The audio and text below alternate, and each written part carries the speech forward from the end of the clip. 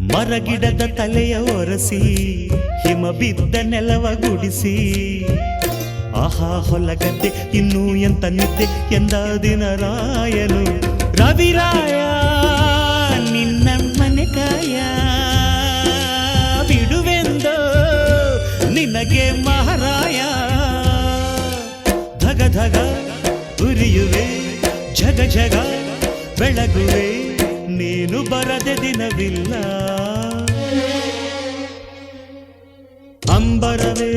ಅಂಬರವೇರಿ ಸೂರ್ಯನು ಬಂದಾನು ಥಳ ಥಳ ಥಳ ಜಗ ಥಳ ಥಳ ಫಳ ಫಳ ಫಳ ಜಗ ಫಳ ಫಳ